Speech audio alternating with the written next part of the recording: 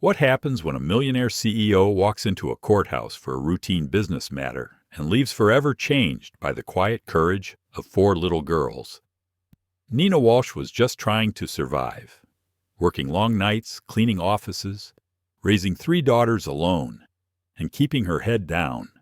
But when false accusations threatened to destroy her life, her fight becomes so much more than personal. It becomes a battle against a system designed to protect the powerful and silence the vulnerable. How far would you go when your dignity is on the line?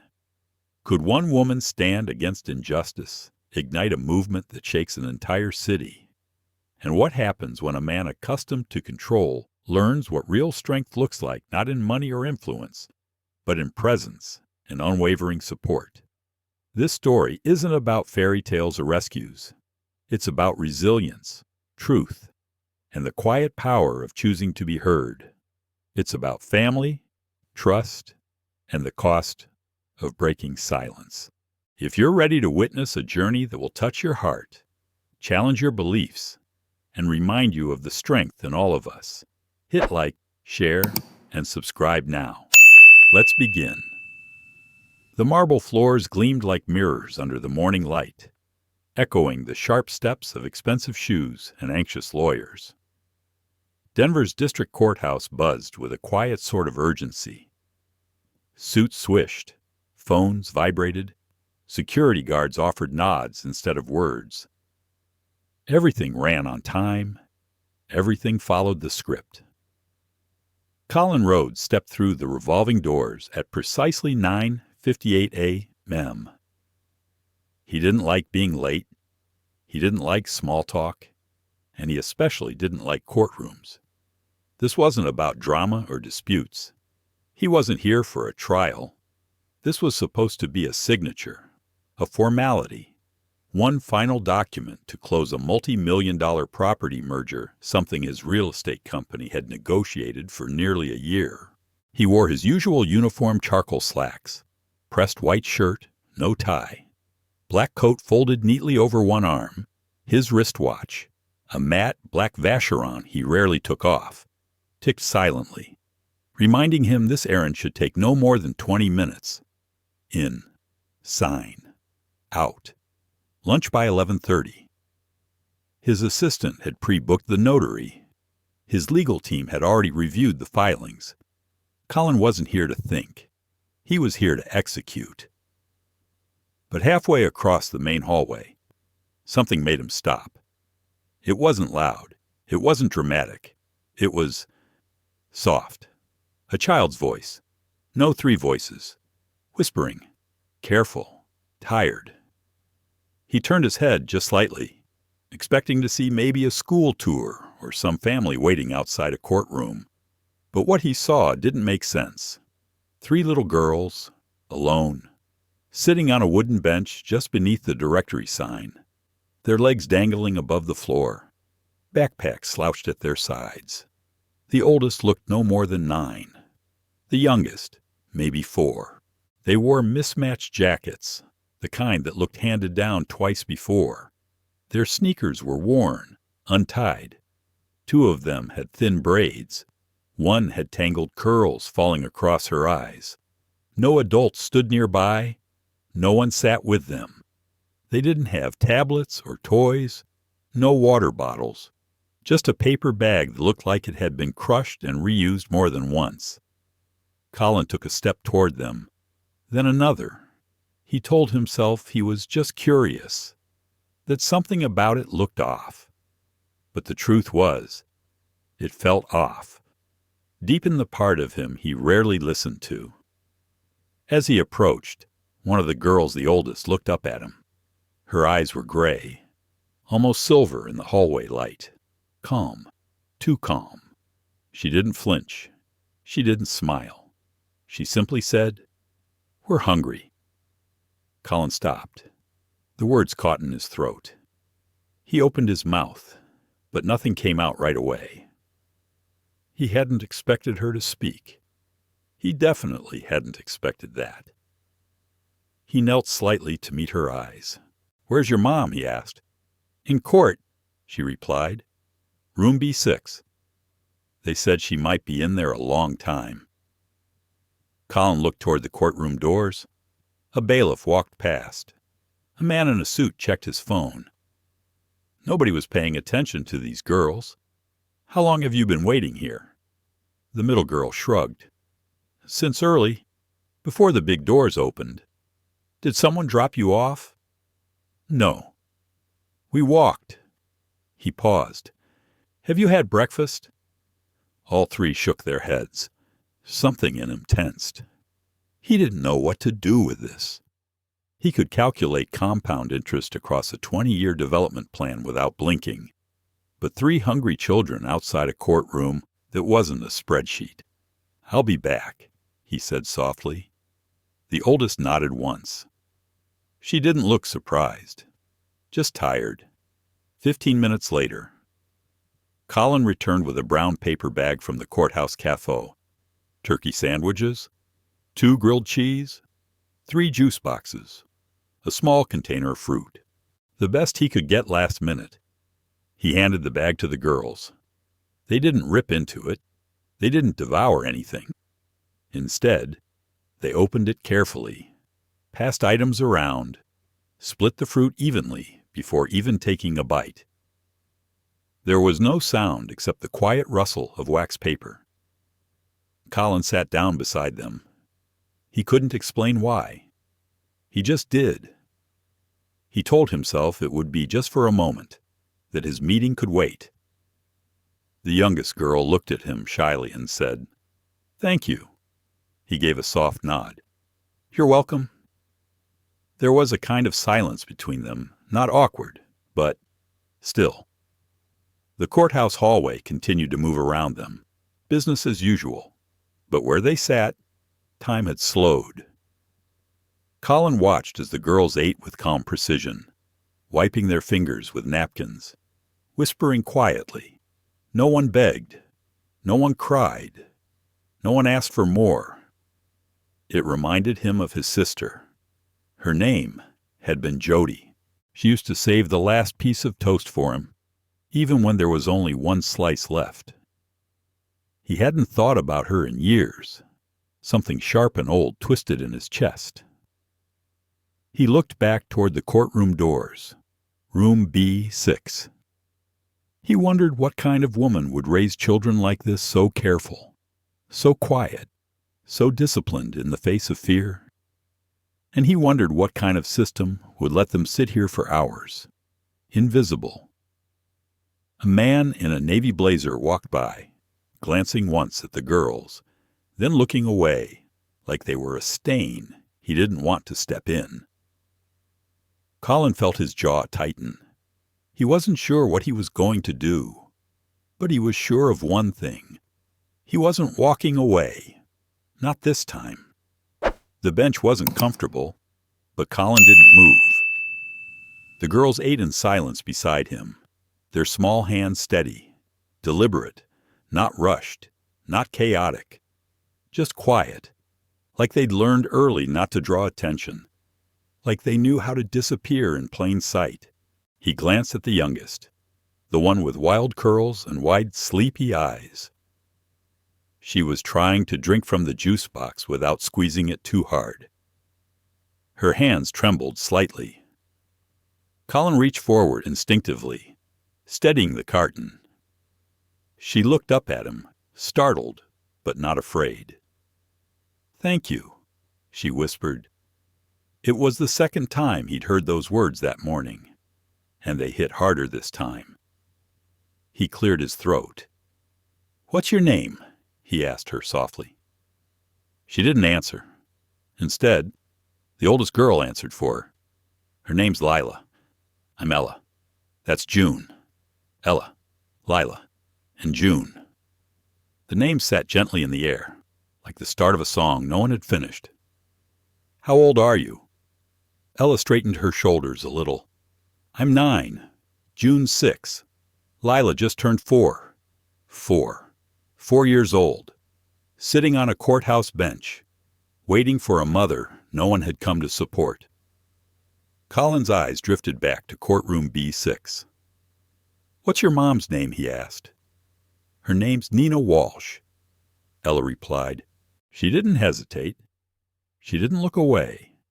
Her voice didn't waver. Colin's heart dropped a little. That name wasn't familiar to him, but it felt sharp. Somehow. Too sharp to belong in a file labeled theft of property. Do you know why she's in court, June? Spoke this time. Her voice barely audible. Because her boss said she stole his watch. But she didn't. Colin turned toward her. How do you know she told us? She doesn't lie, Ella added. He was mad. He said mean things after she wouldn't talk to him after work. Then he said she took it. A cold ripple moved through Colin's spine. He'd heard that story before. Too many times. Different names. Same pattern. Do you remember his name? He asked gently. Ella nodded. Victor Grange. Colin didn't need to ask twice. That name, he knew. All too well. Victor Grange, CEO of Crescent Wealth Partners. Big name in private equity. Liked to host fundraisers with city officials and wine tastings with judges. Colin had shared a dinner table with him more than once. They weren't close, but they'd shaken hands, exchanged emails, discussed zoning laws over dry steak and expensive red wine. Victor had even been floated as a potential partner in one of Colin's future projects, a massive mixed-use build-out east of the city. It wasn't signed yet. Nothing official. But still, the implications churned like acid in his stomach. He exhaled through his nose and stood slowly. Can you stay here for a few more minutes? He asked. Ella gave him a small nod. Her fingers still wrapped around the crust of her sandwich. June leaned against her shoulder, already starting to drift off. Lila yawned and curled her feet up beneath her. Colin turned and walked over to the clerk's desk, where an older man with reading glasses sat behind a screen. Excuse me, Colin said, voice calm but firm. I'd like to know more about the hearing happening in courtroom B6. The one with Nina Walsh. The clerk looked up slowly. Are you her lawyer? No? Family? No? The man raised a skeptical brow. Then I can't give you details. Colin smiled slightly. The kind of smile that held weight. He reached into his coat pocket and pulled out a slim business card. Oh, the clerk read the name. His posture shifted. Colin Rhodes, of Rhodes Development. That's right. A pause. I'm not asking for sealed records. Colin continued. Just the docket. The charges. Public access. The clerk hesitated, then turned to his monitor and tapped for a few seconds. After a short wait, a printer behind the counter clicked to life. He handed over a single sheet of paper. Colin read it silently. 1 count of theft. The item, a Patek Philippe Calatrava watch valued at over $8,000. Alleged to have gone missing from Victor Grange's office during closing hours. No witnesses, no video surveillance, only circumstantial access. Nina's name sat stark and plain on the page. The document described her employment janitorial subcontractor through Clearview Staffing. No priors. Clean record. 2 years of service. Colin folded the sheet in half and slid it into his pocket. His head was buzzing. Thoughts crowded in, each one louder than the last. He shouldn't be here. This wasn't his battle. He wasn't family. He wasn't counsel. He had every reason to turn around, return to his car, drive away. He had a merger to finalize, a board call in an hour, a working lunch with the city commissioner next week. He didn't have time for a stranger's trial. He didn't have the bandwidth to fight a man like Grange. And yet, he turned back toward the bench. The girls were still there, still waiting, still not making a scene.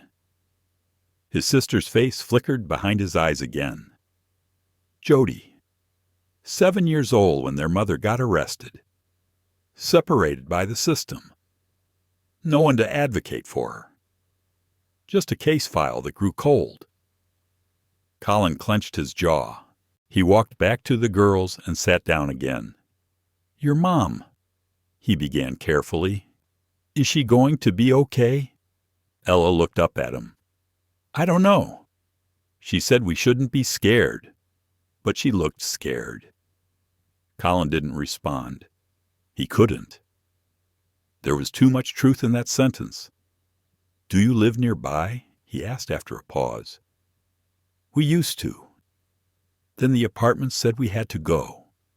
So now we're staying somewhere else." Where Ella hesitated, then whispered, "A church, but only for 2 more days." Colin's hands folded in his lap. He stared ahead at nothing for a long moment. What was he doing? He was a developer, a businessman. He built things, bought land, flipped portfolios. He wasn't supposed to be involved in this. But here he was, sitting on a bench beside 3 hungry girls, waiting for a mother being railroaded by a man who had too much power and too little conscience. He inhaled, then stood. "I'm going to wait with you until your mom comes out," he said. Ella blinked, surprised. "You don't have to. I know. Why are you helping us?" Colin knelt again, this time slower. He looked into her eyes. "Because someone should have done it for my sister once, and no one did." Ella didn't ask more. She simply nodded. They waited like that together, the 4 of them, in a hallway that suddenly felt much quieter than before. Colin didn't check his phone, didn't look at his watch. Time, for once, didn't feel like something he needed to control. He just needed to stay. Colin stood in the hallway longer than he expected. The courthouse buzzed around him, phones ringing in distant offices, heels clacking on tile, court officers moving papers from room to room. It was all noise, background static. His focus stayed on the courtroom door labeled B6 and the folded document in his pocket that suddenly weighed more than any contract he'd ever signed. Victor Grange. That name had a gravity all its own. Colin had seen Victor's charm in action. At gala events, he was magnetic sharp suit, well-timed jokes, always donating to the right causes. He sponsored youth financial literacy programs and chaired advisory panels for small business development, a public golden boy of corporate leadership. But Colin had never liked the way Victor looked at people when they weren't watching him, especially women. He remembered one Christmas party 2 years ago, when a junior analyst named Carly had seemed visibly tense around Victor. She kept repositioning herself during group conversations, arms crossed, eyes darting. Colin hadn't thought much of it then, just office awkwardness. But now, he wondered what he hadn't seen. He pulled out his phone and opened his contacts. There was a name near the top, Amira Valdez. Colin stared at it for a few seconds before tapping call. Amira answered on the 3rd ring. Her voice was brisk but warm. "Colin, been a while. What's going on?" "I need a favor," he said quietly. "That's new." "Yeah. Can you meet today?" "Is this personal or professional?" "Both," he replied. There was a pause. "I can be downtown by 1. Your office or neutral ground?" "Neutral, Cafe Nola, corner of Grant and 9th. "I'll be there." Colin hung up and slid the phone into his pocket. Just as the doors to courtroom B6 opened with a heavy creak, he turned instinctively. A small group of people stepped out, attorneys in press suits, a woman with a stack of files, a man with a notepad tucked under his arm, and then Nina Walsh. She looked nothing like the profile Colin had read. Her posture wasn't defiant. Her clothes weren't careless. Her eyes weren't dull. She was composed, but worn. Her dark auburn hair was pulled into a low bun. Her black slacks were clean but fraying near the ankles. Her blouse had a missing button near the cuff. She held her folders tightly, like a shield. Her eyes scanned the hall, and the moment she saw the bench, her entire body shifted. "Girls," she breathed, walking fast now. Ella stood up first. June followed. Then Lila jumped off the bench and ran. Nina dropped to her knees and opened her arms. They folded into her, like pieces of her soul clicking back into place. "I'm sorry," she whispered. "I didn't know it would take so long." "It's okay," Ella said. "We waited." "He brought food," June added, pointing at Colin. "It was good." Nina turned, her eyes landing on him for the first time. She froze. "You Colin stood. Uncertain." "I'm Colin. They looked like they needed. I know who you are." Her voice was soft, but guarded. "You do." She nodded slowly. "I clean office buildings. I've seen your face on more brochures than I can count. You don't look the same in person." Colin didn't know if that was good or bad. They said they were hungry," he offered, unsure what else to say. She looked at the girls, then back at him. Her expression softened, but only slightly. "Thank you," she said. "You didn't have to." "No," he replied. "But someone should have." Nina blinked at that, like she hadn't expected sincerity. "I'm not a case. I'm not looking for a handout. I didn't think you were. Then why are you still standing here?" He hesitated. "I read the charge. I know who accused you, and I know how men like him work." She studied him, trying to read the catch, the angle. "You've got nothing to gain from this." He nodded. "I know." She exhaled, eyes flickering toward the stairwell. "I should go." "We're back to the shelter. We only have it till Friday." Colin looked at the girls. Their eyes were back on him now, trusting, tired, curious. "Can I help?" he asked. Nina stiffened. "I can't afford help." "I didn't offer charity. I offered help." She looked like she wanted to argue, but the exhaustion won. Her mouth set in a thin line. "Give me your card." Colin reached into his wallet and handed it to her. She didn't look at it, just slid it into her bag and took her daughter's hands. They walked away without another word. Colin didn't move until they were gone. By the time he reached Café Nola, Amira was already there, seated at a small table by the window. Her curly black hair was tied up in a bun, and her laptop was open, surrounded by 2 empty espresso cups. He sat down across from her. So she asked, eyes scanning his face, "What's this really about?" Colin told her everything. From the bench, the girls, the charge, the name on the file. Amira listened quietly, her hands folded on the table. When he finished, she leaned back. "Victor Grange," she said. "I've heard rumors. No solid cases. Nothing that stuck. I think it's time something did." Amira tapped her fingers. "You know you'll make enemies. Already have." "Are you doing this because of the kids?" "Yes," he said. "But not just them. Because of your sister." Colin's jaw tightened. "That too."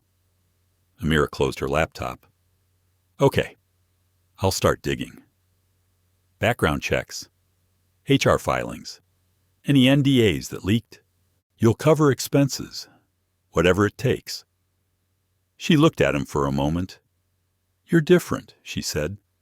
"I'm late," he corrected, "but not too late." She smiled faintly. "We'll see about that." The sun dipped low behind the rooftops by the time Nina arrived at the small meeting space Colin had reserved off Larimer Street. It wasn't an office. It wasn't a home. Just a neutral place. 4 walls, quiet lighting, and the absence of noise that usually came with institutional spaces. Amira was already there. reviewing notes on her tablet. She stood when Nina entered, offering a hand without the stiffness of formality. "You must be Nina." Nina hesitated before shaking it. Her grip was firm, though her hands were cold. She wore the same pressed slacks and white blouse from earlier, but the collar had frayed edges now visible under the brighter lights. Her face was bare, no makeup, no mask. Colin sat across the room, in a chair by the window, watching silently. He didn't stand, didn't interrupt. He was just present. Nina looked at him briefly, then turned back to Amira. "Your friend said you wanted to talk." "Only if you're willing," Amira said gently. "This is your space, your pace." Nina sat, but not fully. Her posture stayed high, like she might need to bolt at any moment. She placed her tote bag on her lap, folding her hands over it like a barrier. "You said you read the case summary," she said. "Then you know it's his word against mine, and he has more of it." Amira nodded. "Victor Grange is powerful, but power doesn't make a man untouchable, especially not anymore." "That's cute," Nina replied, voice dry. "But I've cleaned offices long enough to know which men get away with what." Colin leaned forward slightly. "That's why we want to help. So maybe this time he doesn't." Nina looked at him again. "Why?" "Because I remind you of someone? Because it makes you feel better?" "No," he said softly. "Because it's the right thing to do." Her eyes stayed on his for a moment longer before dropping to the floor. Amira cleared her throat gently. "Can you tell me what happened?" "In your words." Nina hesitated. Then, slowly, she nodded. She started from the beginning, 2 years ago, after her youngest, Lila, was born. She had applied to Clearview staffing for evening janitorial work. The hours were brutal, 6 p.m. to 2 a.m. But it let her be with the girls during the day. They assigned her to Crescent Wealth Partners after 6 months. It was clean work, big building, clear expectations. At first, no problems. Victor didn't even notice her for the first few weeks. Then he started lingering when she arrived, asking questions, small talk that didn't feel small, comments on how she carried herself, the way her blouse fit. "I thought I was imagining it," Nina said. "You know how it is. When you're alone with someone powerful, you start doubting yourself before you ever speak up." Colin nodded, his expression unreadable.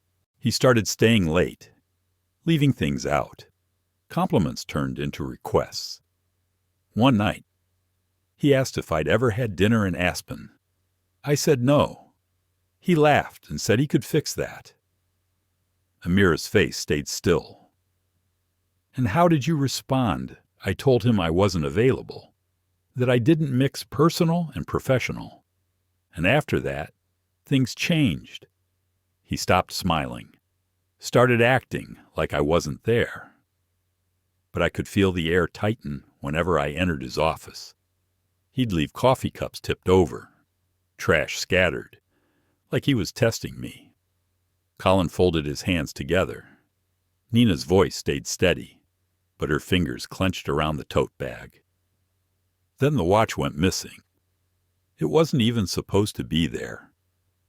He normally stored valuables in a drawer, but that night he left it out, right on the corner of his desk. She paused, and then, the next day, I was told not to come in. Clearview called me and said there had been an internal report. Accusation of theft. Did they investigate barely? They said without video footage. It came down to credibility. And since Victor was the client, they suspended me pending the court outcome. "Did you take it?" Amira asked gently. "No." "Do you know where it went?" "No." "Do you know if anyone else had access to the office that night?" Nina hesitated.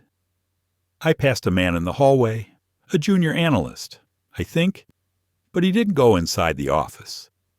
At least not while I was there. I didn't recognize him. Amira made a note. Nina looked down. I know how this sounds. It's just my word. No proof. No camera. No motive. Apparently. Except that I'm poor.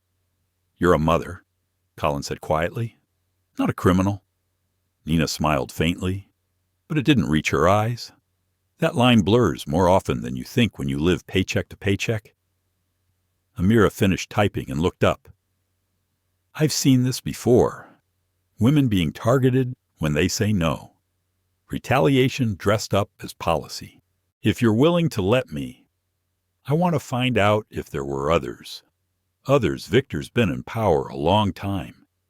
Patterns leave trails. Nina sat back, looking out the window for a long moment. I don't want this to touch my girls. Colin finally spoke. It already has.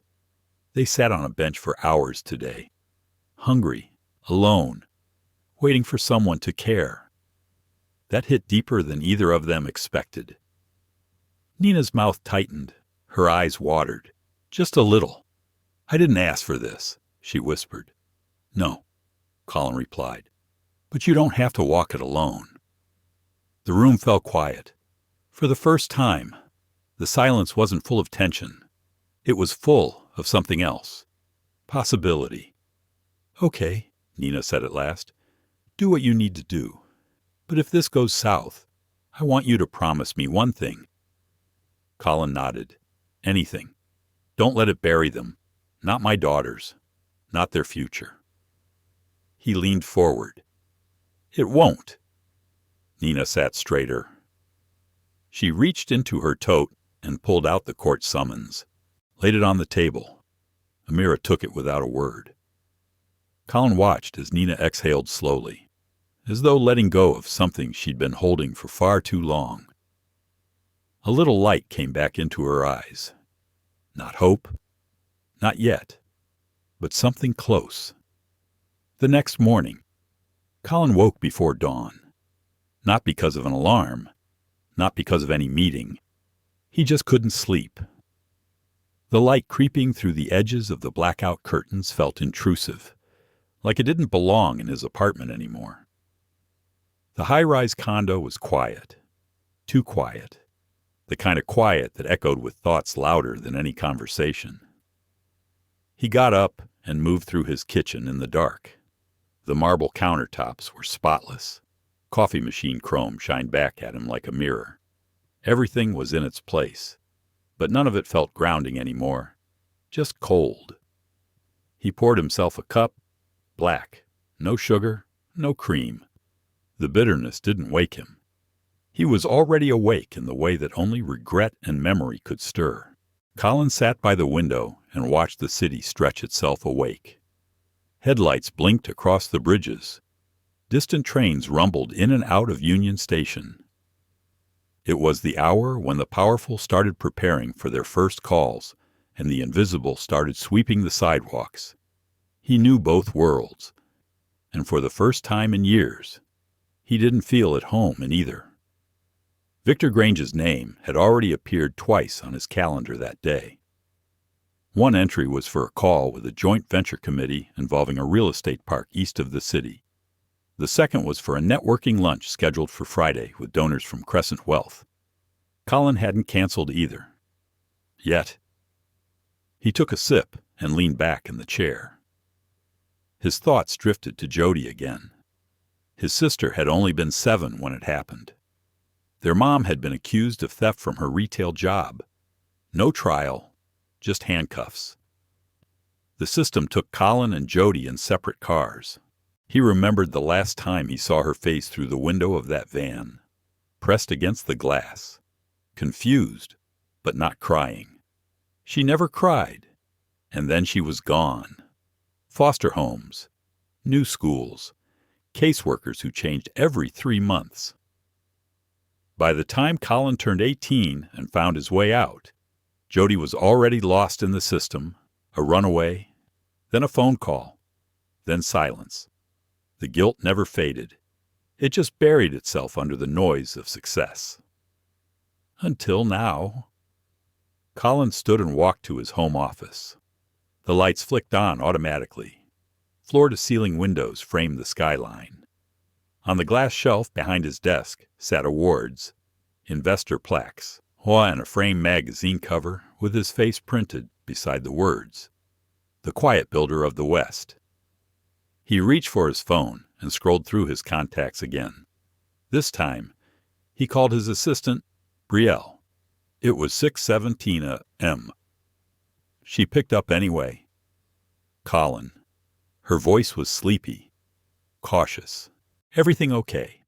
I need you to cancel my Friday lunch. With the Crescent Group. Are you sure they already confirmed the venue and the guest list? Victor Grange is. I know who's going to be there. Cancel it." A pause. Then, "Okay. Do you want me to give a reason or no?" he said. "Just tell them something came up." "Will do. Anything else?"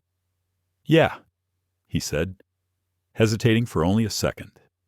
"Move today's board prep to tomorrow. And call Amira Valdez. Tell her I'm funding whatever she needs. Full autonomy." He ended the call and exhaled. That was the first official step. He had just pulled away from one of the city's most influential networks, and he wasn't sure where that road would lead. Later that afternoon, Colin met Amira again at her office. She was already knee-deep in case files and online records. She didn't look up when he entered, just slid a manila folder across the desk. "I pulled Victor's employment data from his previous firms. Back-channel HR contacts. 3 uninvestigated complaints. All before he became managing partner." Colin sat. "What kind of complaints?" "Behavioral misconduct, inappropriate comments, inviting staff to late-night one-on-ones in private residences. One female paralegal who left the firm abruptly after only 6 months. Did she leave a statement?" "No," Amira said, "but she did sign an NDA. The payout was quiet, sealed." Colin leaned forward, frowning. "So it's real. It's real. But it's also buried. And if we want to move forward, we need something that breaks the pattern open. Something current. Something indisputable." He tapped the armrest of the chair, thinking. And Nina mentioned seeing another man in the hallway that night, a junior analyst. Amira nodded.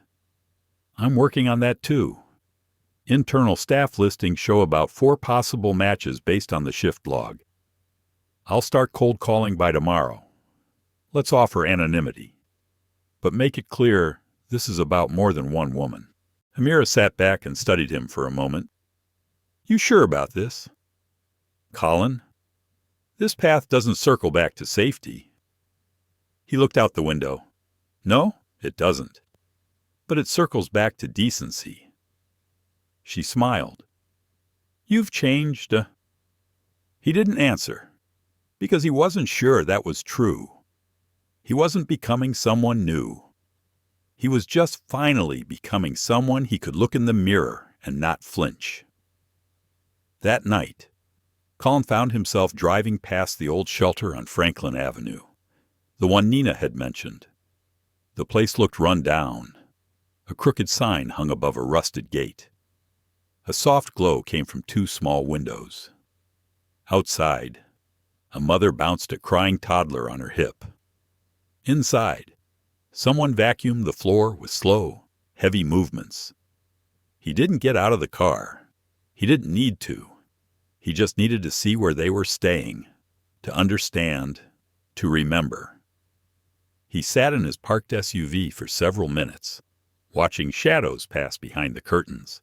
He imagined Nina folding her daughter's socks, whispering them to sleep, staring at the ceiling, wondering how she'd ever explain the world to them in a way that made sense. He imagined Jody in a place like this, and his throat tightened. He pulled away from the curb and drove into the dark. When he got home, the city lights looked different, dimmer, more artificial. They didn't dazzle anymore. They didn't distract. In his entryway, he dropped his keys on the counter and paused. Maybe he didn't know exactly what came next, but he knew the silence had to stop. He'd been silent too long, and silence was what men like Victor Grange counted on. The next time Nina stepped into Amira's office, the air felt different. It wasn't the lighting or the temperature.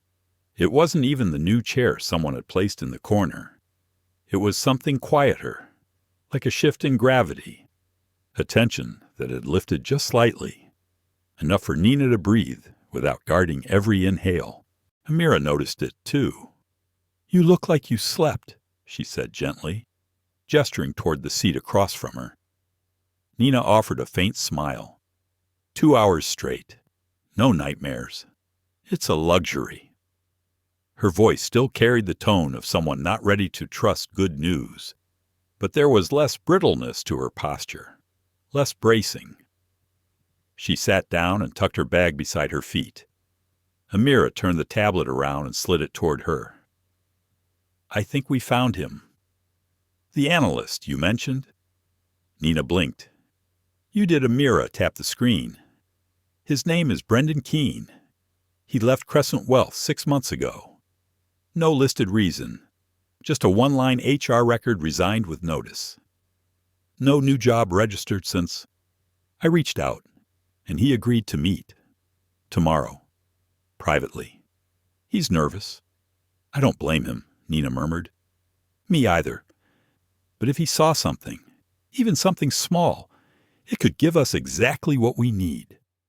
Nina leaned back, staring out the window behind Amira's desk. Denver's skyline looked dusty from this angle. Not glamorous, just dense, complicated, real. "I didn't think I'd get this far," she said quietly. "I thought the most I could hope for was a quiet dismissal. A letter clearing my name. Then I'd disappear, take the girls, and start over." Amira nodded, but said nothing. She let the silence settle. Nina finally continued. "But it's not just about me anymore." "Is it?" "No," Amira replied. "It's not." Nina exhaled, slow and low. "I've spent so much of my life learning how to take up less space, walk quietly, keep my head down. When you grow up with no safety net, invisibility feels like a shield. And now I think it's a cage." The word surprised even her. She looked down at her hands. There were faint traces of ink on her fingertips. Ella had asked her to help with homework last night. Spelling words. Practice sentences. One of them had been justice. She had written it 5 times in Ella's notebook, each letter heavy with unspoken weight. "Have you told them?" Amira asked. Nina shook her head. "Not yet. I don't want them carrying my anger." "It's not just anger," Amira said. "It's truth." Nina looked back up. "What if this backfires?" she asked. "What if we go to court and they twist everything? What if I lose?" Amira didn't rush her response. "You might. That's the hard truth. But you also might win. And even if you don't win in that courtroom, you still pull back the curtain. That alone has value.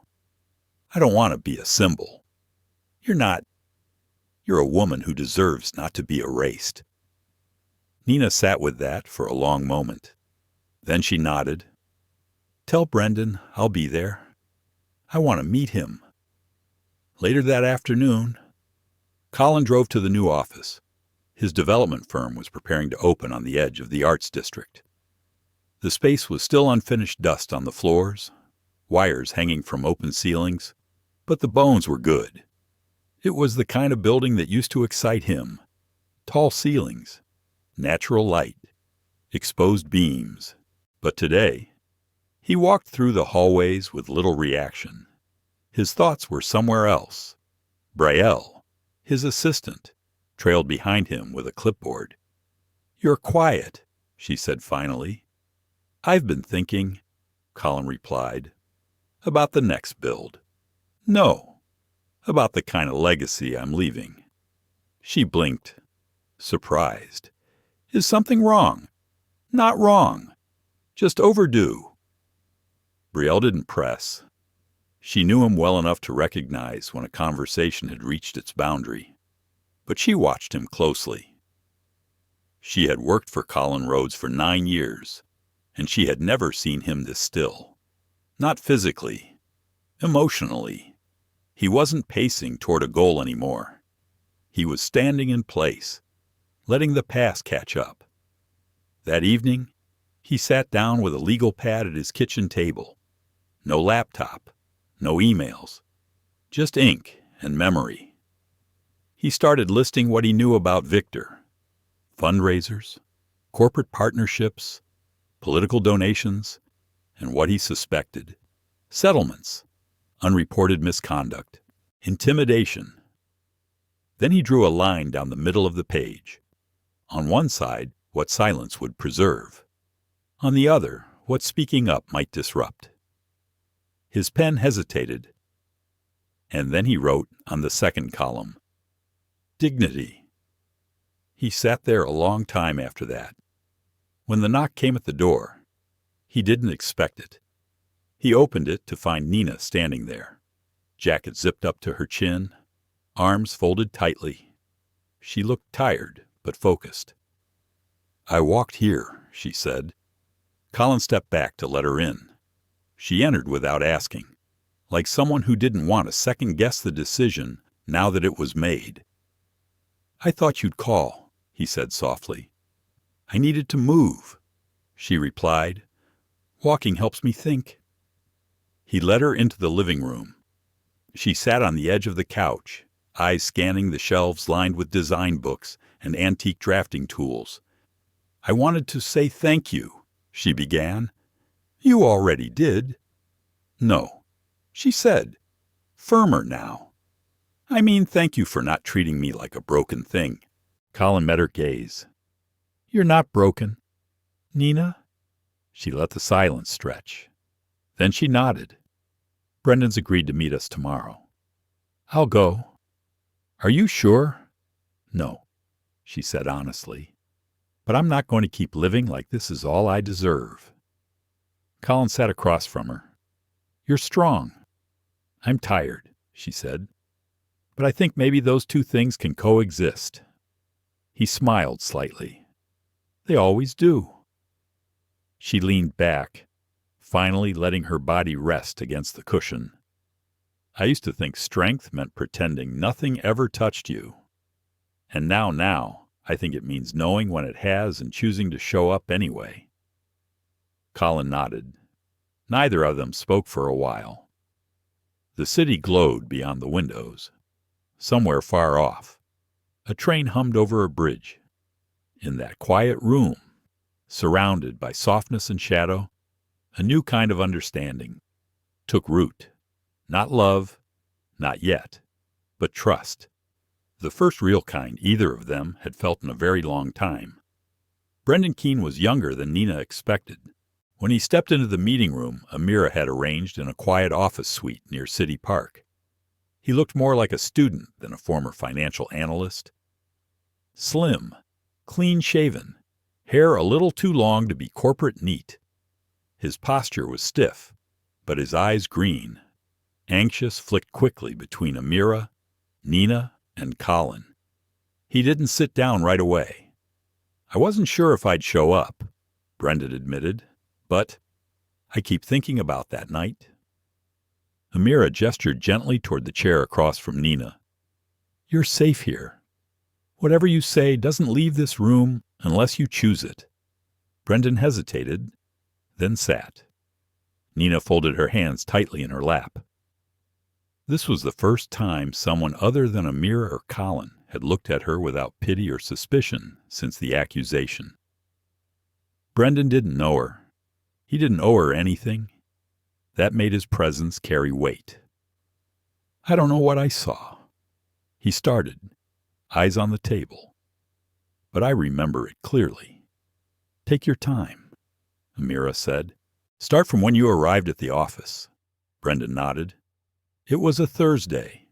Late. I stayed to finish a report for the quarterly review. Around 10:30. I went down the hall to grab a coffee from the kitchenette. That's when I passed you, he said, glancing at Nina. She gave a small nod. You had a cart. Cleaning supplies. You were heading toward Grange's office. Nina nodded again. I always did his space last. He liked quiet when he worked. Brendan looked at Colin now. I heard voices coming from his office. Not loud, just tense. What kind of voices? Colin asked. Grange's voice, low and sharp. I remember hearing him say something like, "This job won't be here forever if you keep acting like this." Then it went quiet. Amira leaned forward slightly. Did you see Nina go in? No, my Brendan admitted. I turned the corner. I didn't want to be involved. Honestly, I thought he was just being a jerk to another junior staffer. But later, when I heard about the theft charge, I couldn't stop thinking about it. His tone, his words. It sounded personal. Nina didn't move. Her body was still. But her face slowly shifted, lips pressed together, eyes locked on Brendan. You believe he set me up, she said. Brendan looked at her for the first time fully. Yes, he said. Silence filled the room. Nina leaned back slowly, hands still clenched. She didn't cry, didn't speak, but the corner of her mouth trembled. Colin was the one who broke the silence. Would you be willing to submit a sworn statement? Brendan hesitated. I'm scared. I get it, Colin said. Grange has reach, but you're not alone anymore. Brendan looked down again. I don't have much, he whispered. No power, no big job waiting for me. You have the truth, Amira said. That matters more than you think. After a long moment, Brendan nodded. I'll do it. Nina finally spoke. Her voice was quiet, but clear. Thank you. Brendan gave a small nod, then stood, his eyes full of something between guilt and relief. As he left, Nina stayed seated, still processing. Colin walked over and sat beside her. That was a big step, he said softly. Nina let out a long breath. I keep waiting for someone to tell me it's all a mistake, that this isn't real, that it'll go away. Colin shook his head. It is real, and it's not going away. But that's exactly why it has to be faced. She turned toward him. I don't know how you stay so calm. I don't, he admitted. I just got good at looking like I am. She smiled, just barely. That sounds exhausting. It is, he said, but not as exhausting as pretending injustice doesn't exist.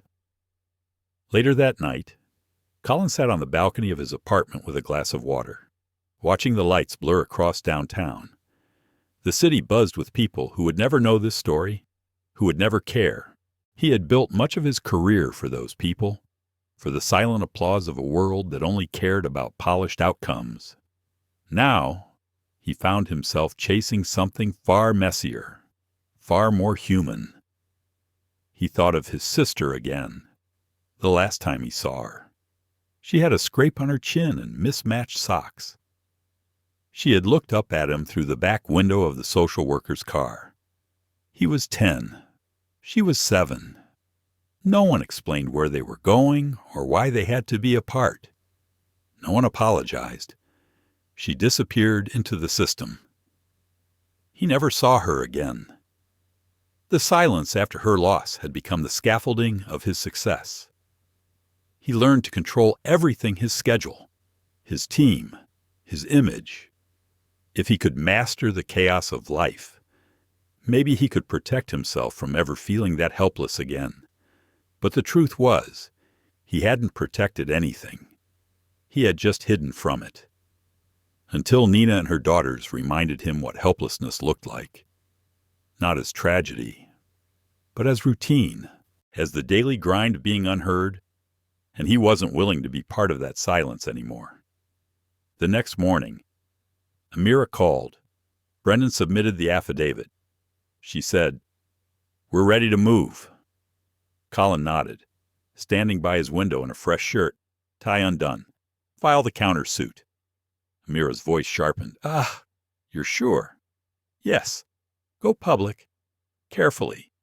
I want the facts out first, before Grange spins the story." "Understood." And Amira, "Yeah, don't hold back. We do this. We go all the way." She paused. "Then let's make some noise." After the call ended, Colin stood still for a long time. He wasn't used to feeling exposed, but for the first time in years, he wasn't afraid of it. Because now, he wasn't standing in front of silence. He was standing in front of truth. By the end of the week, Nina's name was trending for all the wrong reasons. It started with whispers on a legal forum. Then came anonymous posts on corporate gossip boards. The headlines weren't official, but they spread like wildfire. Former janitor falsely accused, or clever con artist exposed. Someone leaked her employment record, not just her current one, all of it. Old disciplinary notes from jobs she barely remembered. A late clock-in here, a misfiled shift swap there. Details twisted into patterns she didn't recognize, and none of it had anything to do with the case. But that didn't matter. Context was never the point. Screenshots moved faster than facts. People loved a scandal, especially one with a clean narrative.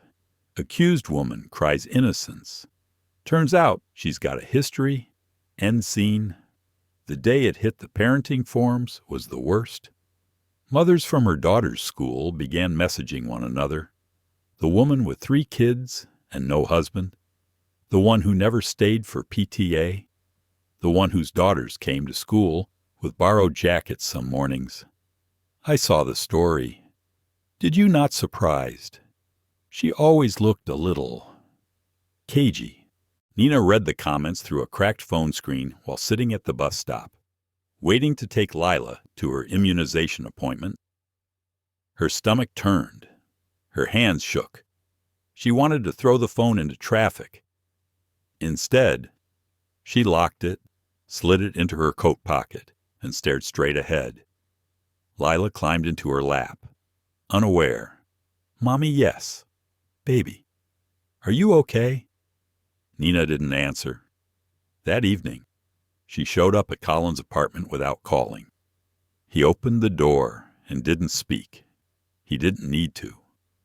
He took one look at her face and stepped aside. She walked in, head high, but her eyes told the truth. They were rimmed red. Her jaw was tight. Her chest rose and fell in sharp, deliberate breaths, like she was fighting not to break. She sat on the edge of his couch and unclipped her coat slowly, one button at a time. Then she stopped, hands frozen mid-motion. "They're calling me a liar," she said quietly. Colin didn't interrupt. "They're saying I stole things at other jobs, that I flirted with Victor, that I got fired 3 times for attitude." She looked up. "I was working 2 jobs and nursing a baby. My shoes had holes in them. My second job was at a warehouse. One night I forgot to clock in and someone marked it as failure to report. That's now listed as a termination." He walked over and sat beside her. "Not too close. I know the tactic," he said. "Discredit the accuser before the court can even listen." "I don't care what strangers think," Nina snapped, but the pain behind the words made it clear she did. "But today, when I picked up Ella from school, one of the moms pulled her daughter back by the arm. Like touching my child was contagious."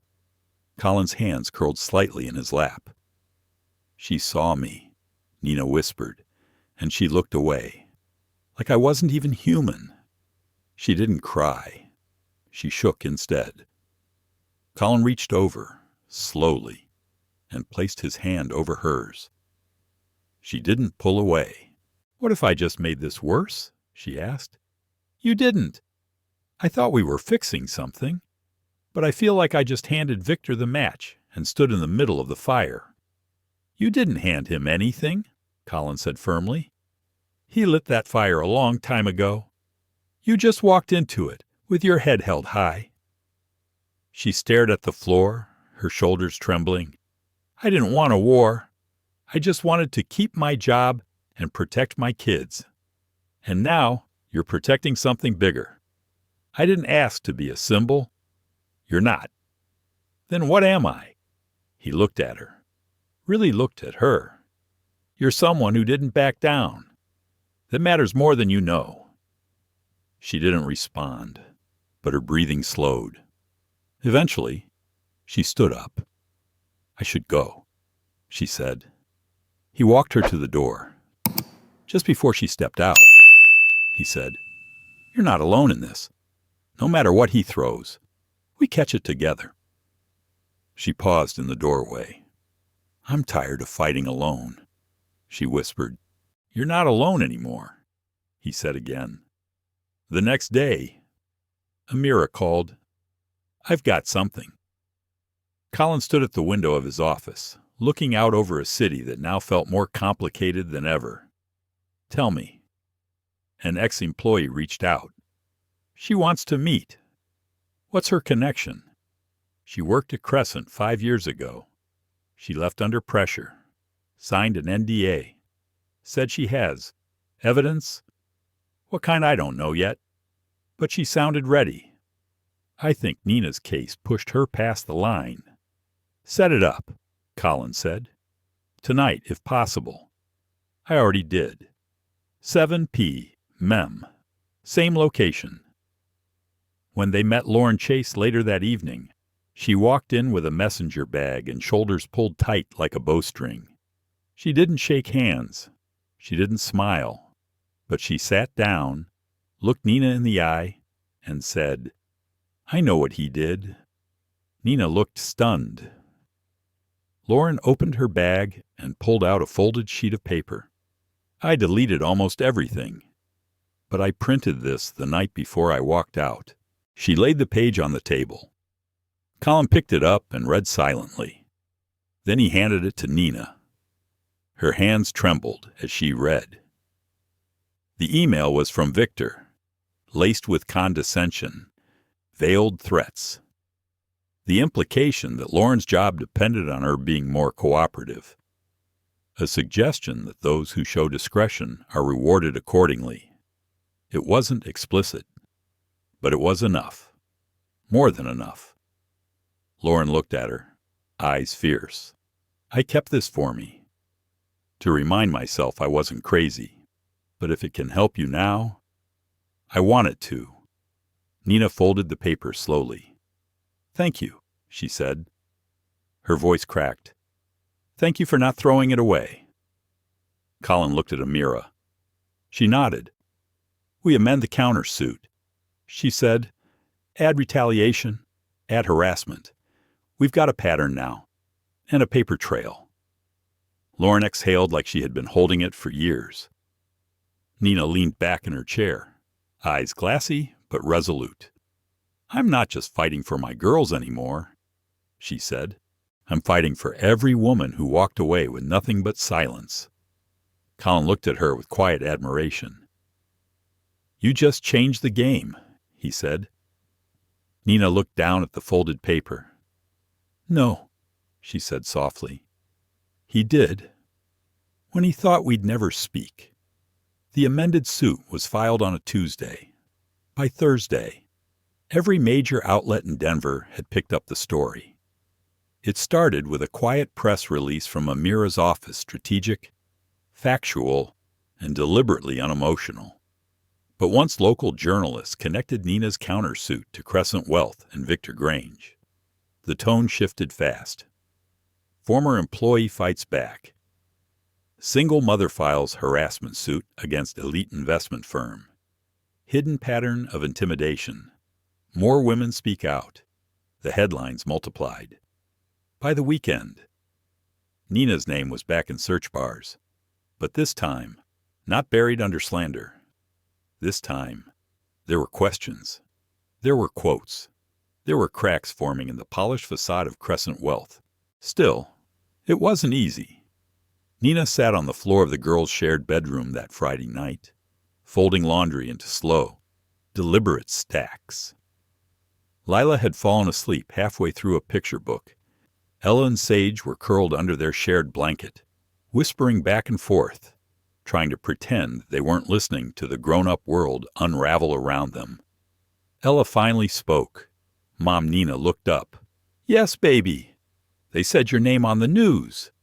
Nina swallowed. "I know. Are you in trouble?" Nina paused, her hands still. "No, but I'm in something hard, and I'm trying to make it right." Ella looked at her with those sharp gray eyes that saw more than most adults. "Why are people being mean?" "Because some people are scared of the truth," Nina said quietly. "And when they're scared, they try to scare other people back." Ella nodded like she understood, even if the words were too big.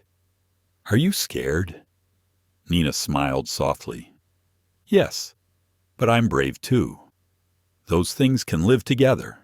Ella reached for her mother's hand. "You look brave," she whispered.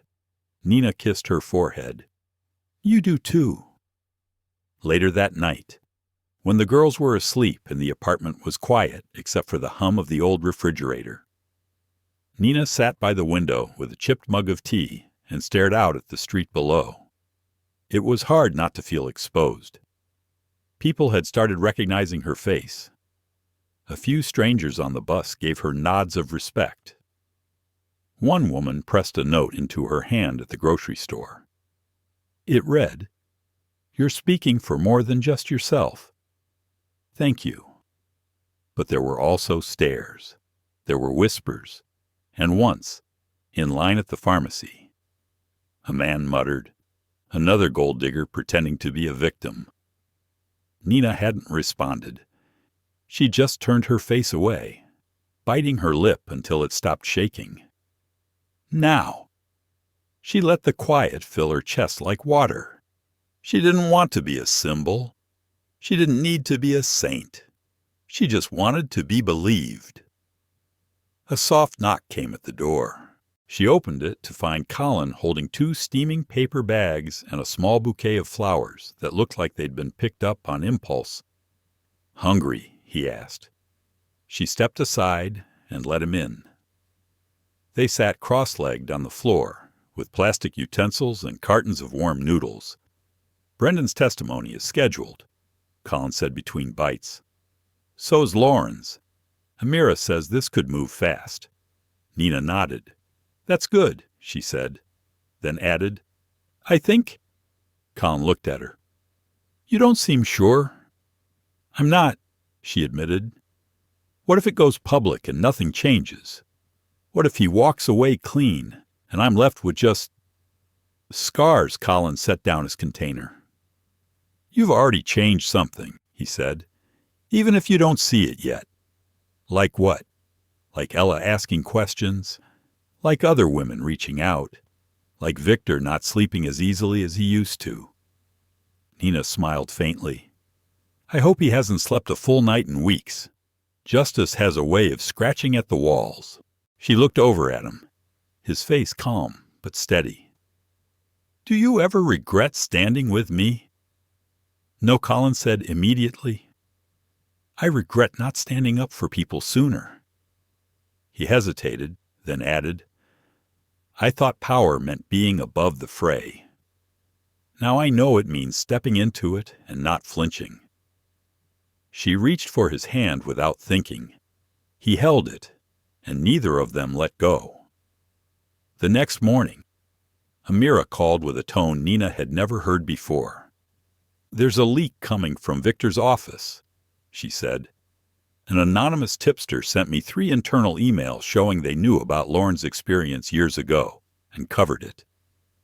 Nina stood by the kitchen sink, coffee untouched. "What does that mean legally?" "It means we have proof of deliberate suppression." "That's massive." "Is it enough?"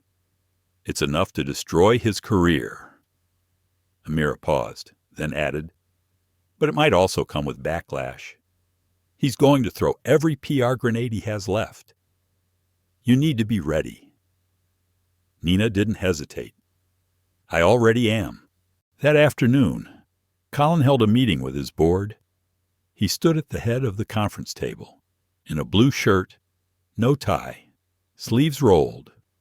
I'm aware of the stories circulating, he said, and I want to be very clear. I stand with Nina Walsh. She was wrongfully accused. She is not the problem. The problem is what allowed it to happen. One of the directors, a man in his 60s with silver hair and skeptical eyes, folded his arms.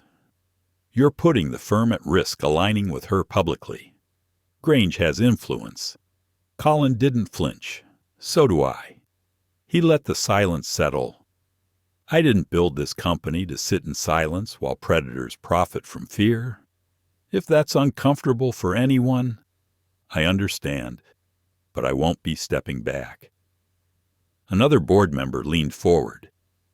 You know what this means for your political donations? The mayor's office is watching. Good, Colin replied. Let them. After the meeting, he stood by the elevator, watching as one by one the board members filed out. Some nodded quietly. One even offered a brief smile. The tide was turning, not just because of evidence, but because someone finally stood still long enough to name the storm. That night, Nina tucked her daughters into bed with more ease than she had in weeks. The girls didn't ask if she was okay. They didn't ask if people were still being mean. They just leaned into her arms like they knew, without words, that their mother was fighting for something they could feel but not yet define. Strength had a face now, and it looked a lot like hers. The email arrived mid-morning. It was short, no subject line, no signature, just one sentence. If you want to end this quietly, meet me alone, 3 p.m., 44th and Redwood, South Lot. Nina stared at the screen for a long time. She didn't answer right away. Instead, she closed the laptop slowly, walked to the sink, and rinsed out her coffee mug. The sound of running water helped her think. She didn't tell Amira. Not yet. She didn't tell Colin either.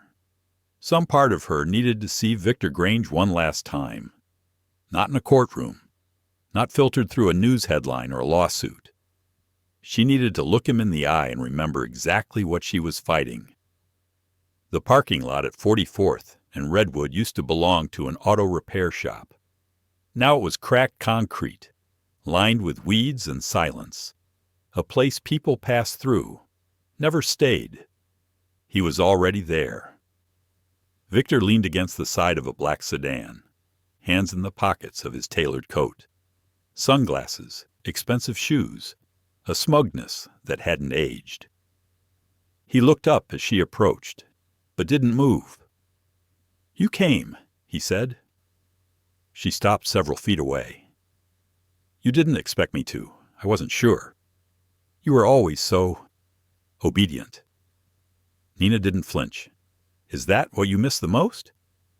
He gave a soft chuckle. What I miss is silence. Before all this noise. You mean before the truth? He shrugged.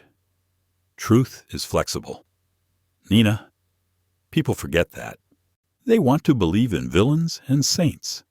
But life is never that clean. She looked at him carefully. You sound scared? His lips twitched. Scared, he repeated, with amusement.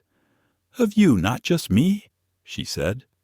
Of all the women who are done keeping your secrets. He leaned off the car now, walked a few steps closer. You could stop this. You could take a deal. NDA, small payout. Walk away with your record sealed. No trial, no headlines, no justice. He gave a small, rehearsed smile. Justice isn't real. There's only narrative. You know that. I know you want mine to end here, she said. You have children. he reminded her softly, like it was some secret only he remembered. 3 daughters. Think about what happens if this goes too far. What they'll read, what they'll see. You'll never get control of it again. She took a breath. Slow. Even? They're already watching, she said. Every day, every choice. And I'd rather they see me stand up and lose than watch me kneel and survive. Victor's jaw shifted. You're going to regret this. No, she said. You will. Then she turned and walked away. She didn't look back. She didn't need to. Victor was already shrinking behind her, smaller and smaller until he was nothing but a shadow on cracked pavement. By the time she reached the bus stop, her heart had calmed. She didn't shake. She didn't second guess. She pulled out her phone and texted Amira everything: location, conversation, time. She knew the meeting wouldn't help in court, but it helped something deeper. Her resolve. That evening, she cooked spaghetti with the girls. Nothing fancy. Just noodles, tomato sauce, a sprinkle of cheese. Ella set the table. Sage handed out napkins. Lila hummed a tune while drawing suns on the back of her homework sheet. Nina watched them move. These 3 little souls she had built her life around, and for the first time in a long while, she didn't feel like she was just keeping them afloat. She felt like she was building something solid.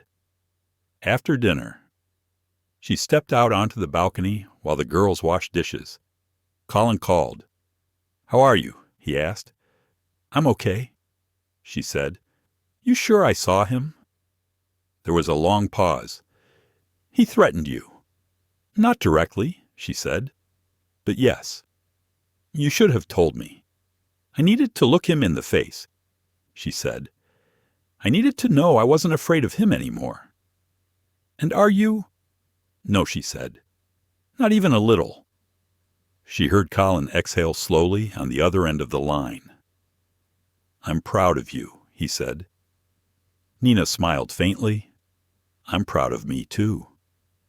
2 days later, the girls were invited to a classroom assembly. Parents were welcome. It was part of an arts project on community heroes. Most of the children had drawn firefighters, nurses, or athletes. Lila had drawn a tall woman with tired eyes and a mop in one hand, a baby in the other. Her caption read, My Mommy Fights for People. Nina saw it taped to the wall and had to grip the back of a folding chair to stay upright. Colin saw it too. He leaned in close and whispered, Looks like someone's already won.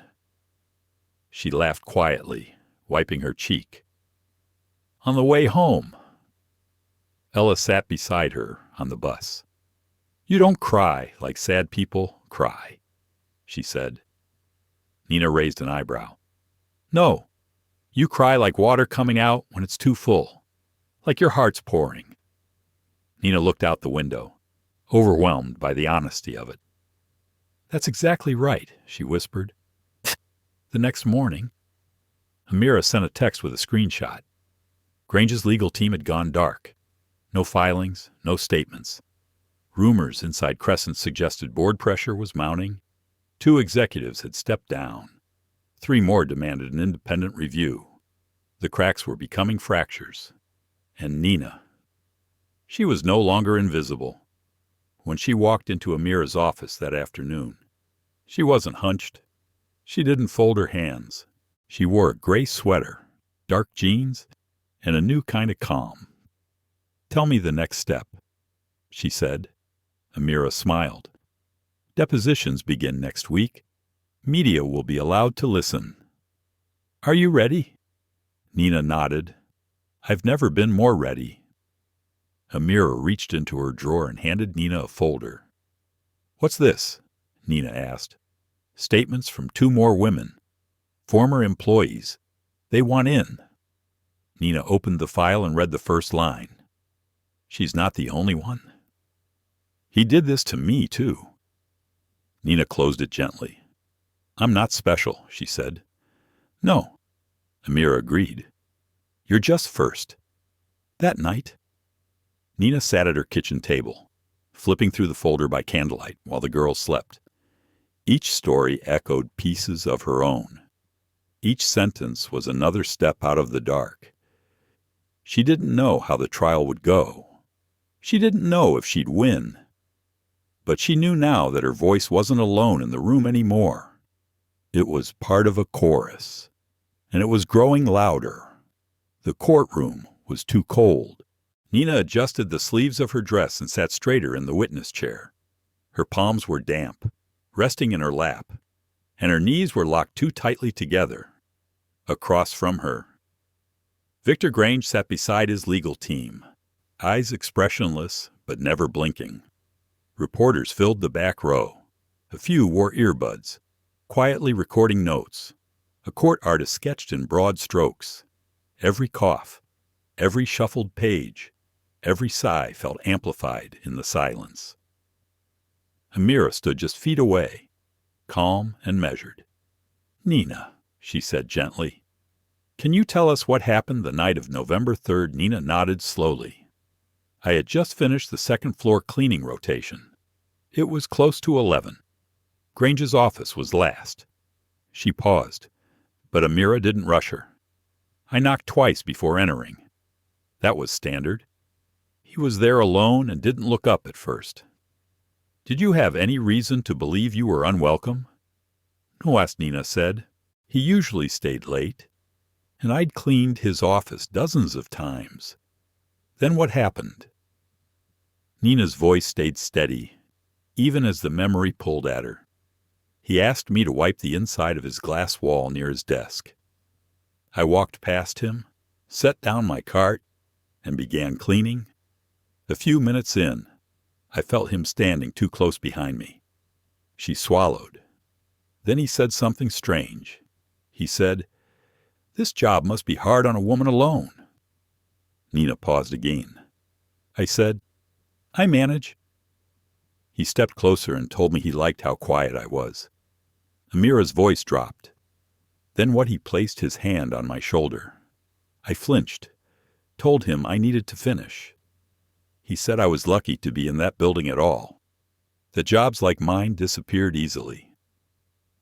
Amira let the silence breathe. Was that the only time he said something inappropriate? No. There were comments before, about my body, my kids. But that night, he made it clear. And when you reported this, I didn't get the chance. 2 days later, they said money was missing from his drawer. They said I was the only one with access. Amira's expression didn't change. "Were you?" "No, not at all. The drawers weren't locked.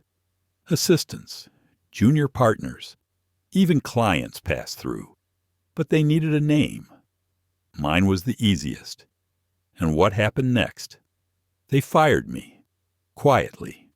Said if I fought it, they'd report me for theft." Nina paused. "I didn't have a lawyer. I didn't even have Wi-Fi at the time. I walked home with a cardboard box full of cleaning rags and a note that said I was ineligible for rehire. And you stayed silent." Nina looked across the courtroom to where Ella, Sage, and Lila sat on the bench, legs swinging slightly, school uniforms freshly pressed. I didn't want them to grow up thinking silence was safety, because it's not. It's just slower damage. Amira gave a small nod. "No further questions." "Your Honor." Victor's attorney stood next. He was tall, gray-haired, with a voice that dripped rehearsed concern. "Miss Walsh," he began, "do you acknowledge having several past employment infractions?" Nina stayed still. "I acknowledge I've worked jobs most people don't survive." "Yes." A ripple moved through the courtroom. The attorney arched an eyebrow. "And would you say your financial situation at the time made you desperate?" "My children have been hungry. I've pawned my winter coat once. Desperate?" "Sure." But never for money. For dignity. Yes. He leaned forward. Are you saying this court should believe that a man of Mr. Grange's status simply decided to frame you? I'm saying men with power don't have to decide. They just act. And people let them. He paused, annoyed. You have no hard evidence of misconduct, do you? I have my body, my silence, my memories, and the women who stood up beside me. He took a step back. No further questions. The judge gave a nod. You may step down. Miss Walsh, as Nina left the stand, every pair of eyes followed her, but her steps didn't falter. Her face didn't fold. She sat beside a mirror and took a slow, deep breath. Behind her, Lila whispered to her sisters, Mommy looks like a queen. Colin sat in the far back row, fingers threaded together. For the first time in his life, he felt that money, suits, and strategy meant nothing without conscience. He stepped outside after court adjourned and let the cold air cut through the weight on his chest. His phone buzzed. It was an email from a venture capital group, a pitch deck, something he would have chased 6 months ago. He deleted it without opening it. He turned and saw Nina walking out with her daughters. Lila held her hand. Ella carried her lunchbox, and Sage skipped in circles. Nina spotted him. For a moment, they just looked at each other. You were amazing, Colin said. Nina smiled. I didn't faint. That's something. You did more than not faint. You cracked something open. I'm not sure what's going to fall out yet, she said honestly. Colin nodded. Whatever it is, you're not alone in catching it. They stood quietly, children playing behind them, while the courthouse loomed. I've been thinking, Colin said. Finally. Uh-oh, Nina teased. I'm dissolving my majority stake. She blinked. What I'm handing over 60% of my firm to an independent ethics council. They'll control hiring, compensation, outreach. Nina looked stunned. You're giving away your company. I'm rebuilding it, he said. From something that profited off silence to something that listens. She said nothing for a moment. Then, softly, what made you do that? He looked at her. You. Behind them. Ella called out. Mom, you coming? Nina nodded and turned back. Let's go home, she said. And for the first time, that word didn't feel like a place of retreat. It felt like a place of power. The courtroom was still. The judge's voice broke the silence with calm finality. After careful consideration of all evidence, testimonies, and the pattern established through multiple accounts, this court finds in favor of Ms. Nina Walsh on the countersuit for wrongful accusation, workplace harassment, and retaliation. A low murmur rose and fell like a wave through the packed room. Reporters scribbled quickly. Cameras flashed discreetly. Nina's breath caught, her hands clasped tightly in her lap. The judge continued, Mr. Victor Grange is hereby ordered to pay damages to Ms. Walsh, and Crescent Wealth Partners must implement independent oversight to ensure a safe and equitable workplace. Nina blinked back tears, but the flood stayed contained.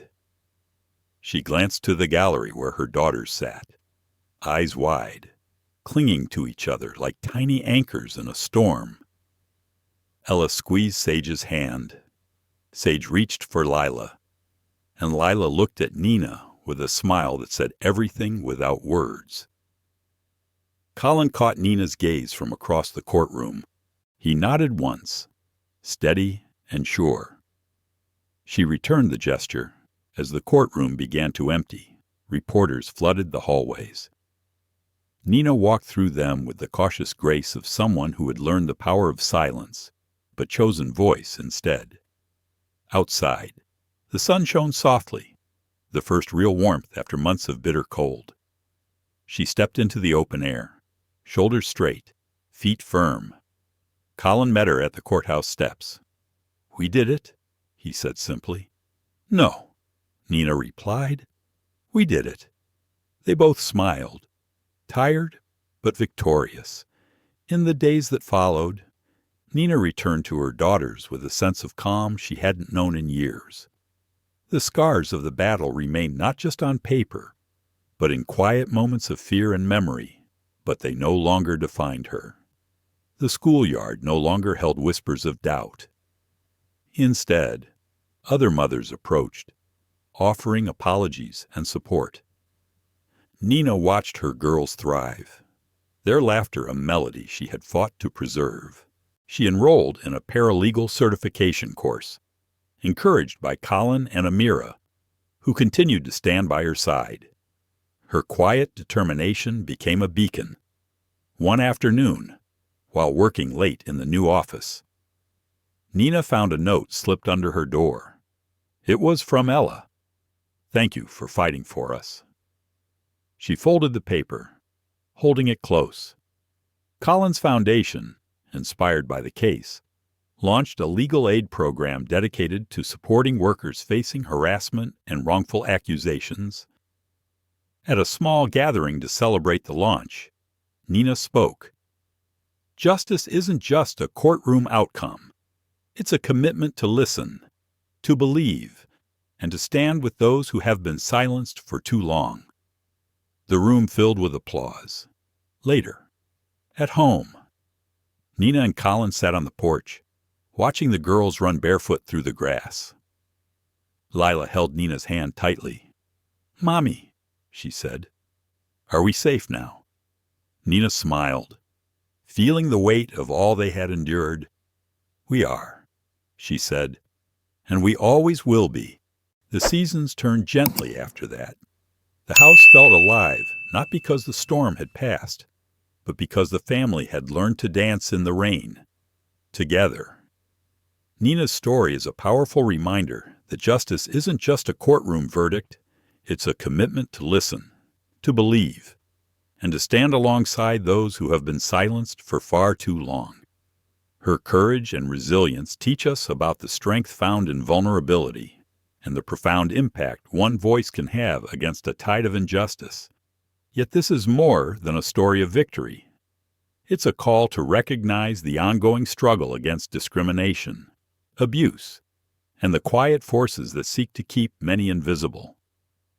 The real change begins when we refuse to look away, when we stand with the unheard, and when we choose to build a world where dignity and fairness aren't privileges, they're rights. Thank you for sharing this journey with us. If Nina's story moved you, if it made you think or gave you hope, please like, share, and subscribe. Your support helps us bring more stories of truth, courage, and heart to light. Stay with us for the next video, because the fight for justice and humanity is far from over, and every voice matters.